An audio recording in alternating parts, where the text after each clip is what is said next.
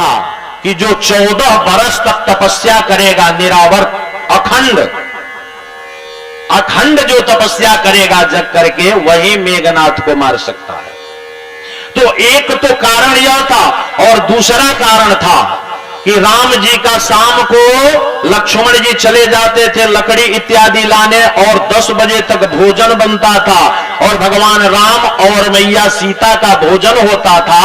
फिर लक्ष्मण जी राम जी के पैर दबाने लगते थे, और जब पैर दबाने लगे तो 12 बज जाए रात। राम जी को जब नींद खुला, राम जी ने कहा लक्ष्मण अरे तू सोया नहीं अभी तक?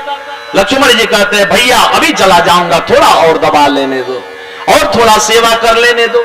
लक्ष्मण जी फिर से सेवा करना प्रारंभ कर देते थे, और जब 1 बज जाता था राम जी कहते थे लक्ष्मण अब तो जा तू यहां से हट, अभी तक तू सोया नहीं।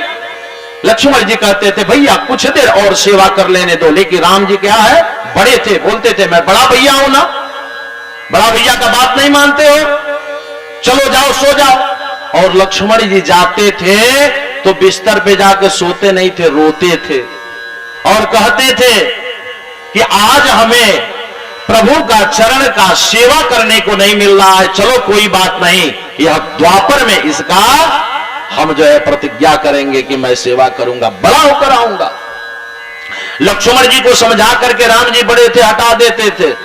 अब यहां बलराम जी कहे कि ऐसा है कि मैं बड़ा होकर के आऊंगा, और यहां बड़े होकर के बलराम जी क्यों आए? यहां कन्हैया की सेवा करने के लिए आए।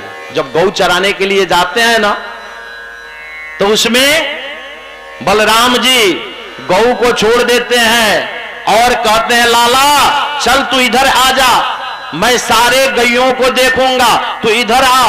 और कदम के वृक्ष के नीचे बैठ जाते हैं बलराम जी और कहते हैं कि कन्हैया अब आ तू यहां मेरे जंघा पे अपना सर रख करके सो जाओ। और बलराम जी गोविंद को सुला देते हैं और सुला करके उनका हाथ पैर माथा सब दबाने लगते हैं। जब घंटा 2 घंटा हो जाता है तो कन्हैया कहते हैं कि भैया अब तो छोड़ दो, अरे घंटा 2 घंटे से तू सेवा कर रहा, अब छोड़ दे मुझे। बलराम जी कहते हैं चुप रह, करने दे सेवा, और करने लगते हैं। अब कन्हैया बोलते हैं कि अरे अब तो भैया छोड़ दो, गुस्सा करके जब बोलते हैं बलराम जी कहते हैं चुप शांत रह, मैं बड़ा हूं ना, क्योंकि वहां राम जी कहते थे ना कि लक्ष्मण मैं बड़ा हूं चले जा, हटा देते थे। यहां बलराम जी कहते हैं कि शांत रह, मैं बड़ा हूं ना, बड़े भैया जैसे कहते हैं वैसा माना जाता है, किया जाता है। और ऐसा डांटते हैं कि कन्हैया वही बलराम जी के गोद में सो जाते हैं और घंटों घंटों बलराम जी सेवा करते रहते हैं। वह यहां मात्र बलराम जी भगवान के प्रभु के सेवा करने के लिए बड़े होकर के आए हैं। अब यहां हमारे कन्हैया बड़े हो गए, मैया यशोदा से बोले मैया अब भैया जो है गैया चराने जाएंगे तो हम अब बछड़े को चराने के लिए जाएंगे, हम बछड़ा लेकर के जाएंगे। गोपाष्टमी के दिन भगवान कृष्ण बछड़े को लेकर के चराने के लिए गए। बलराम जी बड़े थे तो गैया चराते थे, और गोविंद जो है बछड़े को चराने के लिए गए। उसी समय यहां कंस तो बेचैन था, परेशान था। कंस ने कहा भैया वहां तृणावर्त को मैं भेजा था, जो कि तृणावर्त बोला था कि मैं जा रहा हूं प्रभु और तुरंत जाऊंगा और मार करके तुरंत आ जाऊंगा। तो क्या हुआ, तृणावर्त आया कि नहीं? सैनिकों ने कहा कि प्रभु तृणावर्त का तो वह नंद का छोरा कल्याण कर दिया। कंस ने कहा कि अब कहां गया? अब तो वृंदावन में आ गया है। ठीक है भैया अब कौन जाएगा? तो वहां बत्तासुर को भेजा। वह राक्षस बोला कि मैं बहुत बलशाली हूं, अरे महाराज मैं जाता हूं और जाकर के मार के चला आऊंगा। अब वो बत्तासुर कैसे गया? एक बछड़े का स्वरूप बन करके गया। अब हमारे लाला जो है कि कन्हैया देख रहे हैं, सारे ग्वाल बाल जो है बछड़े को गैया को चरा रहे हैं। सबने कहा भैया लाला अरे देखना एक तो बछड़ा अलग सा दिख रहा है और हमारे सारे जितने गैया और बछड़े हैं कितने प्रेम से रह रहे हैं और वह अलग ही कूद रहा है। भगवान ने देखा, कहा कि भैया यह तो मामा जी का भेजा हुआ दूत है।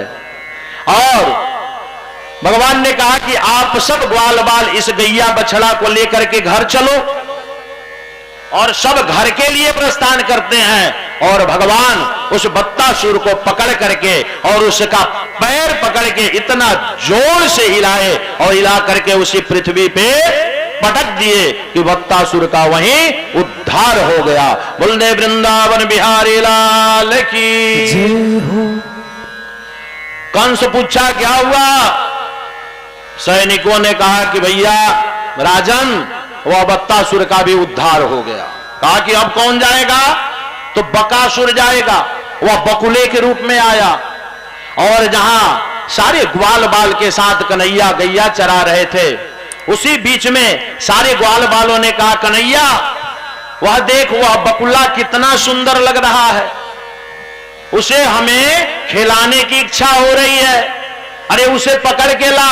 भगवान ने कहा कि भैया वो जो दिखने में अच्छा लगता है, यह देख लेना चाहिए कि अंदर से भी अच्छा है कि नहीं। हम सब कभी कभी फंस जाते हैं, दिखने में तो बहुत अच्छा लगता है चेहरा, और अंदर से क्या है कभी कभी आदमी फंस जाता है। भगवान ने ज्ञान दिया, कहा कि नहीं नहीं, यह बकुला देखने में तो अच्छा लग रहा है तुम सबको, लेकिन यह राक्षस है, मामा जी का भेजा हुआ। ग्वाल बालों ने कहा कि भैया राक्षस है, हाँ हटो, मैं इसका कल्याण करता हूं। और गोविंद गए और बकासुर को पकड़ करके और उसके माथे पे ऐसा मुष्टि का प्रहार किए कि बकासुर का भी वहीं उद्धार हो गया। बोल दे वृंदावन बिहारी लाल की जय हो। कंस पूछा कि क्या हुआ भैया? बकासुर गया था, सैनिकों ने कहा कि मार दिया, मर गया, अब कौन जाएगा? कंस ने कहा कि अब जो हमारे मथुरा में सबसे बलशाली राक्षस हो उसे भेजो। अब आघासुर आया। अब आघासुर आकर के कहा कि महाराज अभी तक जो गया वह मर के आया, मैं मार के आऊंगा। और आघासुर, आघा किसे कहते हैं? अजगर को। अजगर सांप का वह रूप बना करके अघासुर राक्षस गया और जाकर के वृंदावन के आगे जहां गैया चर रही थी, भगवान कृष्ण गोविंद अपने ग्वाल बालों के साथ गैया चराने गए थे, वहीं बड़ा सा मुंह खोलकर खड़ा हो गया। बड़ा मुंह खोल करके खड़ा हो गया। अब सारे ग्वाल बाल जो थे कहे कि भैया देखी, गैया तो अच्छी चल रही है और ये गुफा कितना सुंदर दिख रहा है, क्योंकि अघासुर का जो मुंह खुला हुआ था, जब अजगर का मुंह खुला होता है बड़ी सुंदर लगता है। ग्वाल बालों ने कहा कि भैया बहुत सुंदर लग रहा है। एक ग्वाल, अब आपसे बता दे कि उसमें जो सबसे बड़े ग्वाल बाल थे वह जो है कि 9 वर्ष के थे। 9 वर्ष के जो सबसे बड़े थे वह 9 वर्ष के थे। अब सब छोटे छोटे सारे ग्वाल बालों ने कहा कि चलो तब इस गुफा में हम लोग चल के संतों का दर्शन कर आए। अब अजगर के मुंह में सारे ग्वाल बाल प्रवेश कर गए। जब अजगर के मुंह में गए, तब जब अजगर के मुंह में जाते हैं तो उसका जो जीभ होता है ना, वह गदगद, उस पे जो है कि बड़ा गद्दी के जैसे लगने लगा। एक ग्वाल बाल ने कहा भैया यह गद्दी के जैसे क्या लग रहा है, या तो दब रहा है, कभी ऊपर आ रहा है। एक तुरंत जो है कि ग्वाल ने कहा भैया देख, यह संतों की गुफा है और सारे संत यहां अपना जो है कपड़े बिछा करके गए हैं कि कोई आएगा तो उसके पैर में कुछ मिट्टी न लग जाए। कहा कि ऐसी बात है तो चलो संतों का दर्शन कर आए। आगे गए तो अजगर का जो गला में उसका जो है दांत होता है, यहां गले के पास दांत होता है, बड़ा बड़ा दांत होता है। एक ग्वाल ने कहा भैया यह देखो, यह सफेद सफेद बड़ा बड़ा जो है क्या दिख रहा है। अब एक प्रश्न करता है और एक ग्वाल बाल तुरंत जवाब देता है। वहां समय कहां, इतने छोटे छोटे हैं, एक प्रश्न करते एक जवाब दे देता है। एक ने कहा कि भैया ये क्या है।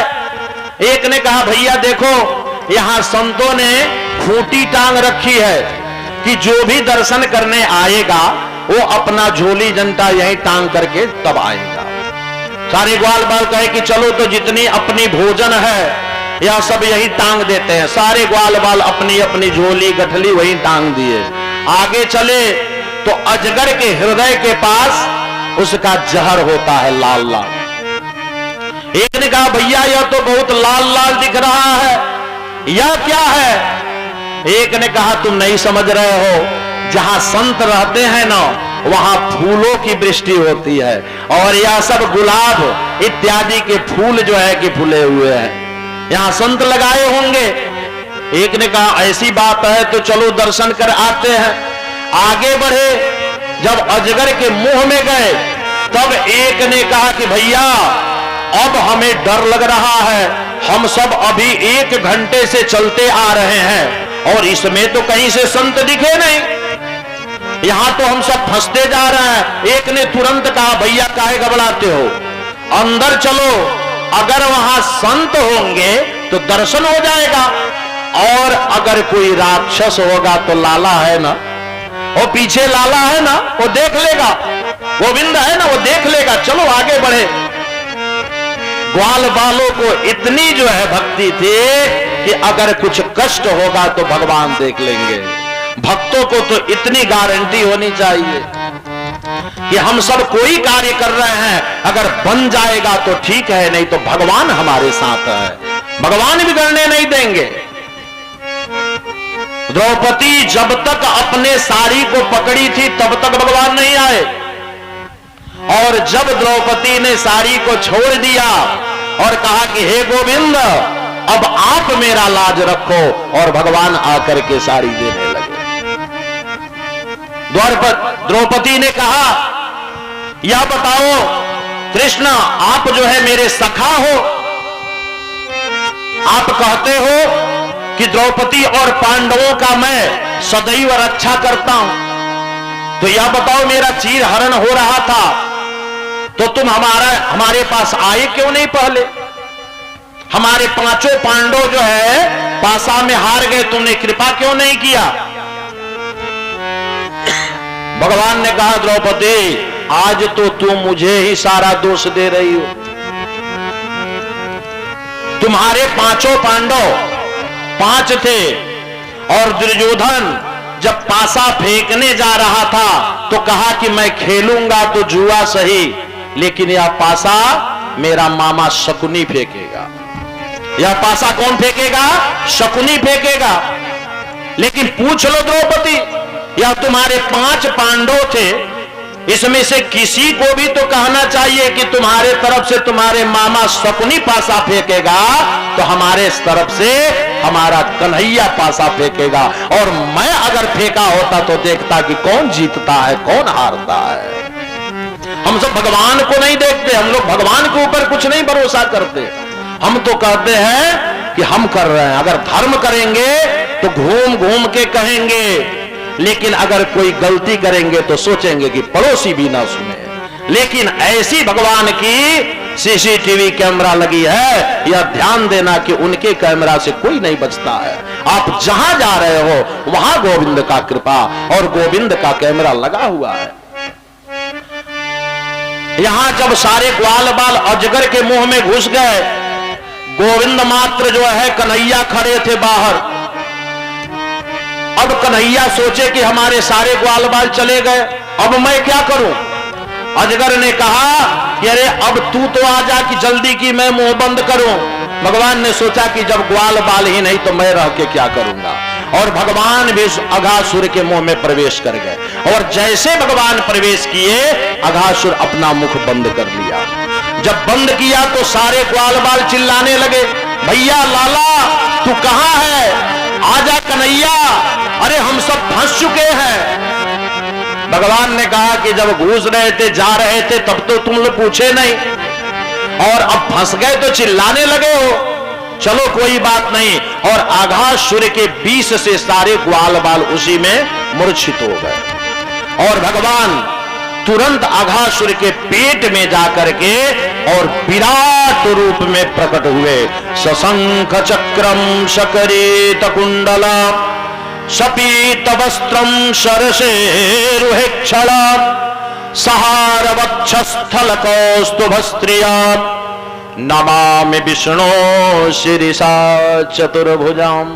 विराट रूप में भगवान जब प्रकट हुए और अघासुर का पेट फटा और वहीं अघासुर का उद्धार हुआ और भगवान जितने ग्वाल बाल थे सबको अघासुर के पेट से निकाले और अपने मुरली के द्वारा अमृत का बारिश करके सारे ग्वाल बाल को जगाए। बोल दे वृंदावन बिहारी लाल की जय हो।